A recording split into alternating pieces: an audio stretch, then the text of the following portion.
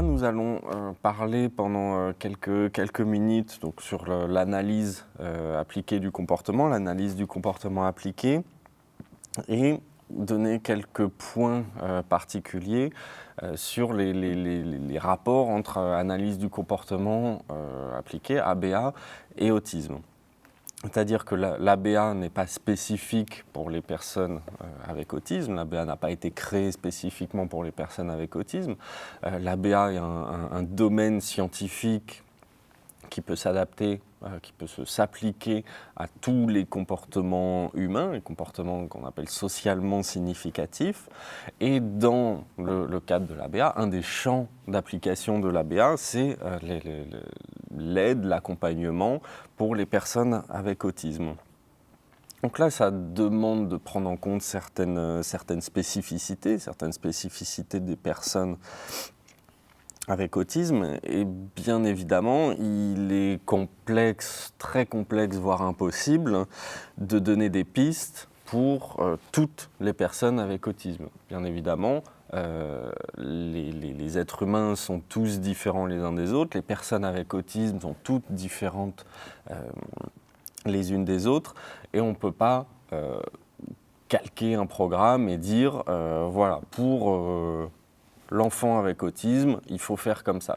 C'est strictement impossible. Quand on parle d'analyse du comportement, on parle d'une approche individualisée qui doit être individualisée à chacun, et on ne peut absolument pas se dire, voilà, pour le petit garçon avec autisme, pour la petite fille avec autisme, pour l'adolescent, il faut faire de cette façon-là. Il faut qu'on prenne en compte la diversité des comportements humains, la diversité des comportements des personnes avec autisme pour pouvoir les aider au mieux.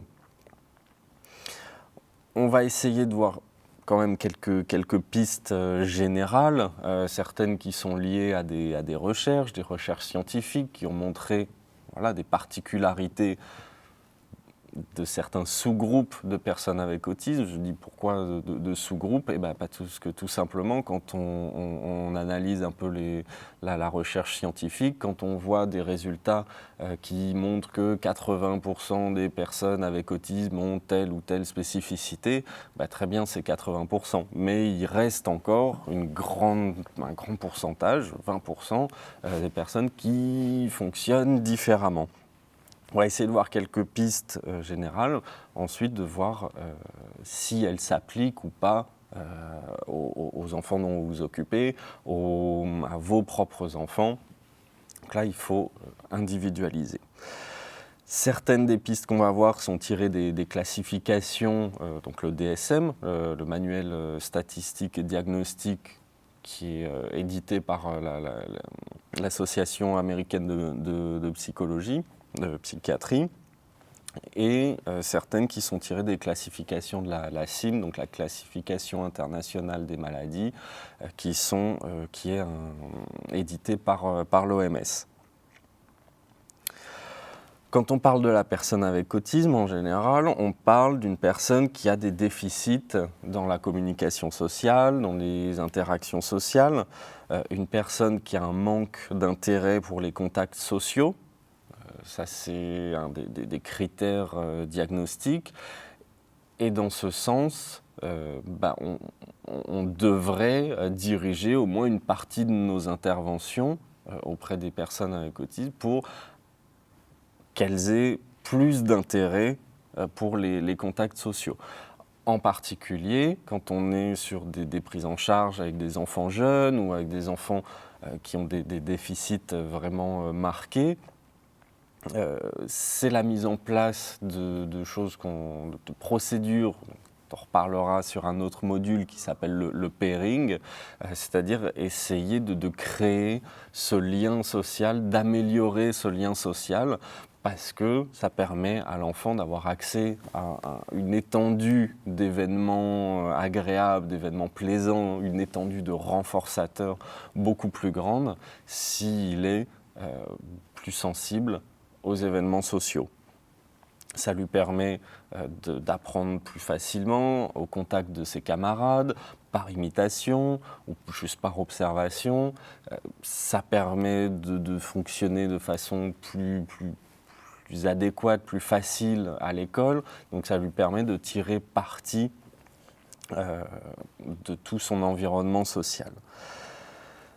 Pour certains des enfants avec autisme, avec lesquels on peut travailler, on voit que les contacts sociaux peuvent être même vécus comme quelque chose d'aversif, quelque chose de très désagréable pour eux. Et comme je disais, tant que ces contacts sociaux revêtent cette valeur aversive, qu'est-ce qui va se passer ? Ils ne vont pas pouvoir tirer parti de leur environnement social. Et s'ils ne peuvent pas tirer parti de leur environnement social, leurs possibilités d'apprentissage vont être beaucoup plus limitées. Il y a certains travaux, comme on peut penser aux travaux de Simon Baron-Cohen, qui nous montrent que déjà au niveau du traitement des stimuli sociaux, au niveau du traitement du regard, au niveau du traitement de la position du corps, c'est difficile pour certains enfants avec autisme. Donc si on prend en compte cette information-là, on va l'utiliser pour améliorer l'attention de la personne avec autisme vers les stimuli sociaux. Alors essayer de l'améliorer, en tout cas essayer de donner des pistes à la personne avec autisme, mais ensuite, on va le voir après, on doit aussi prendre en compte les spécificités de la personne avec autisme et on ne va pas le forcer à faire attention, à regarder dans les yeux les personnes autour de lui, si pour lui c'est quelque chose qui est vécu comme quelque chose de très difficile. Donc c'est là toute la difficulté de faire la balance entre enseigner les comportements et puis les forcer. Enseigner pour que la personne ait à sa disposition un choix, la possibilité, mais ne pas forcer, ne pas aller à l'encontre de ses spécificités. Et en dernier point, j'avais noté que la personne avec autisme peut avoir des difficultés à comprendre et à s'adapter aux contextes sociaux. Là, c'est la difficulté du traitement de toutes ces informations qui, dans un contexte social, vont très très vite. Quand on a un groupe de plusieurs personnes qui est en train de converser, on se rend compte de l'énorme quantité d'informations qui est échangée entre le verbal, le non-verbal, le paraverbal, la position du corps, etc. Ça peut être une quantité phénoménale d'informations à traiter. Et pour les personnes avec autisme, ça peut être extrêmement compliqué de s'adapter à toute cette variation, tous ces stimuli qui n'arrêtent pas de changer. Un critère diagnostique qu'on retrouve quand on parle d'autisme, il est souvent lié au comportement, aux intérêts restreints, au comportement répétitif, aux intérêts restreints. Ça peut être des comportements qui sont uniquement liés à l'utilisation du corps. C'est, je ne sais pas, un enfant qui va sauter sur place, qui va faire du flapping, un enfant qui va avoir qui va appuyer sur ses oreilles, appuyer sur l'œil, ce genre de choses, des comportements qui vont être uniquement liés à l'utilisation du corps. C'est un petit peu ce qu'on appelle le niveau 1 des autostimulations, parce que l'OVA s'appelle le niveau 1. Le niveau 2, on passe à des comportements d'autostimulation, des intérêts restreints qui utilisent des objets. Ça va être un enfant qui, par exemple, va aligner les crayons de couleur, qui va mettre les voitures exactement dans l'ordre auquel il a pensé. Alors, pourquoi, on ne sait pas. Point de vue perceptif, qu'est-ce que ça lui apporte ? On ne peut pas, nous, le savoir vraiment, mais ça lui apporte quelque chose. Donc ça, c'est des intérêts restreints qui sont liés à l'utilisation des objets. Un niveau un petit peu plus, on va dire un petit peu plus social sur les autostimulations, sur ces comportements restreints, ça serait l'intérêt pour certains thèmes. C'est ce qu'on peut avoir avec des enfants qui vont adorer, qui vont être intarissables sur les départements français, sur la trilogie des Dents de la Mer, sur Star Wars. Donc ça, c'est des enfants qui vont être capables d'en parler, d'en parler, d'en parler, donc qui vont avoir un intérêt pour ces thèmes-là, et en même temps cet intérêt qui commence à les amener vers des comportements sociaux, à aller vers les autres, à pouvoir discuter de leurs intérêts avec autrui. Donc là, on a quelque chose qui évolue en fait sur déjà l'acceptabilité sociale et sur le rapport social, c'est-à-dire passer des autostimulations qui mettent juste, qui impliquent juste l'utilisation du corps, à celles qui utilisent des objets et à celles qui vont être plus sociales, liées à certains thèmes. Est-ce qu'il faut les réduire, ces comportements d'autostimulation, ces intérêts restreints? Est-ce qu'il faut les supprimer? Est-ce qu'il faut les contrôler? Certains, dans le domaine de l'analyse du comportement, on pu dire à des époques qu'il fallait absolument diminuer toutes les autostimulations.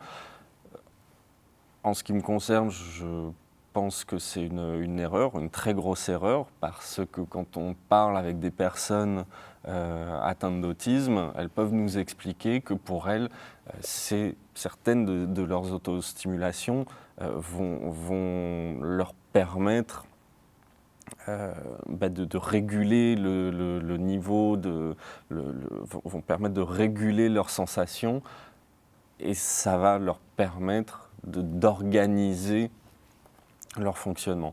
Donc je ne pense pas qu'il faille les réduire, en tout cas peut-être les réduire dans certains cas, les supprimer très certainement que non.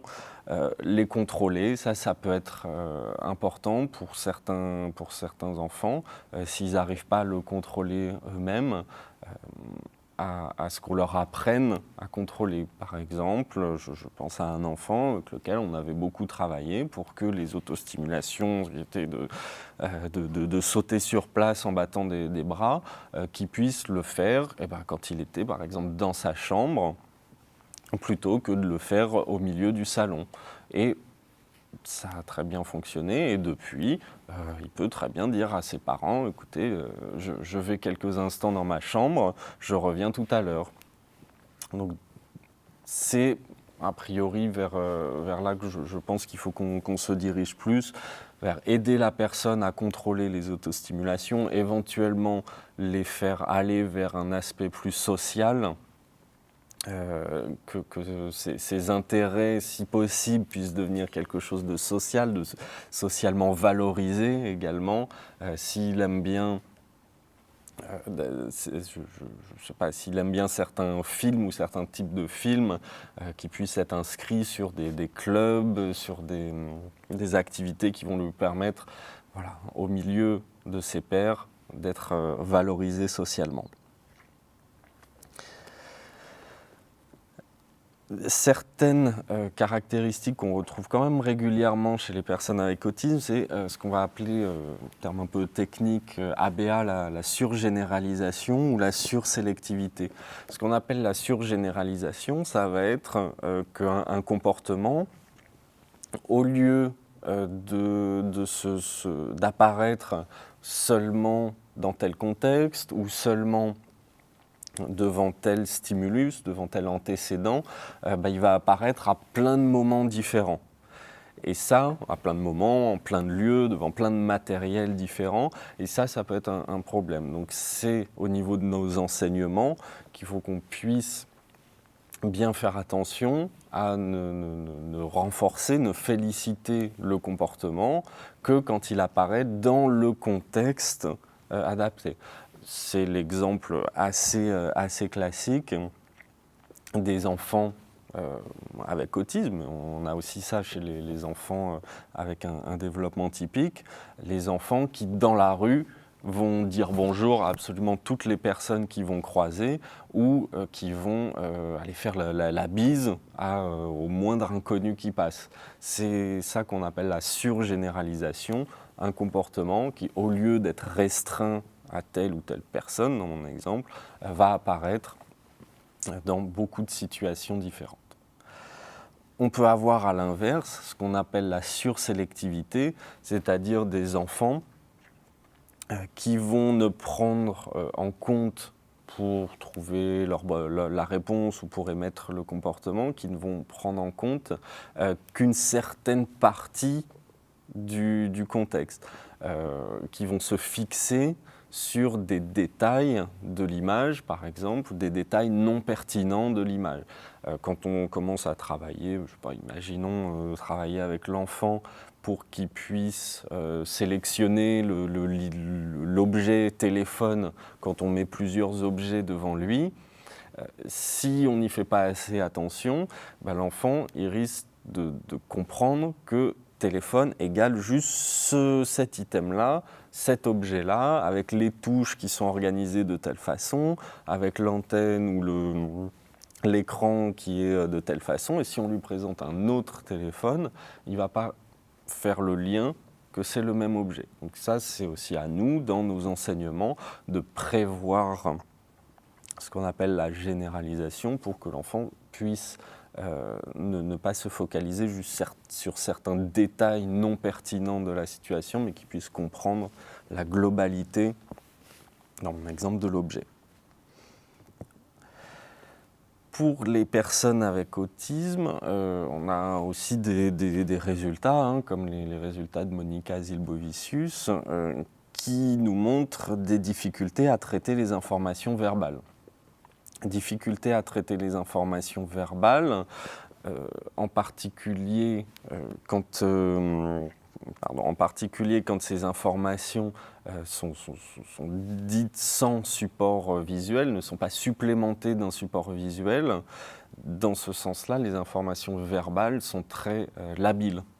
À peine les informations verbales présentées, à peine les mots prononcés, ils ont déjà disparu. Alors qu'à l'inverse, des informations visuelles vont être fixes. On va pouvoir y revenir quand on en a besoin. On va pouvoir, si on ne sait plus ce qui s'est passé ou ce qu'on va faire dans le futur, on peut revenir sur les informations verbales et on peut, comme ça, récupérer des informations. Alors que pour des informations verbales, si on dit juste à l'enfant « tout à l'heure, on va aller au supermarché », une fois que la phrase a été prononcée, elle a disparu. Alors que l'image du supermarché, elle peut rester. On a des résultats aussi scientifiques qui montrent les difficultés, certainement en lien avec le système cérébral qu'on appelle les neurones miroirs, les difficultés sur l'imitation. Et ça, l'imitation, c'est quelque chose qu'il faut qu'on puisse travailler, qu'on puisse enseigner aux enfants avec autisme, parce que ça va nous permettre d'aller très rapidement dans nos apprentissages s'ils sont capables d'imiter, nous imiter, nous, éducateurs, psychologues, ou imiter leurs camarades, ou imiter les personnes qui voient autour d'eux. Ça va permettre d'aller beaucoup plus rapidement dans les apprentissages. Également, on peut avoir des difficultés en lien avec ce qu'on disait tout à l'heure sur les comportements restreints, comportements d'autostimulation. On peut avoir des difficultés sur le jeu en autonomie. Difficultés sur le jeu en autonomie, très souvent, c'est des enfants auxquels il va falloir apprendre à s'occuper un petit peu tout seul, apprendre les jeux, parce qu'il y a des difficultés au niveau de tous les aspects de faire semblant. Donc il va falloir qu'on les aide, qu'on les guide, qu'on mette en place par exemple des cahiers d'activités ou des livres d'activités qui vont pouvoir les aider à mettre en place des jeux en autonomie. Le contact oculaire, c'est quelque chose qui est très souvent signalé comme étant une grosse difficulté pour les personnes avec autisme.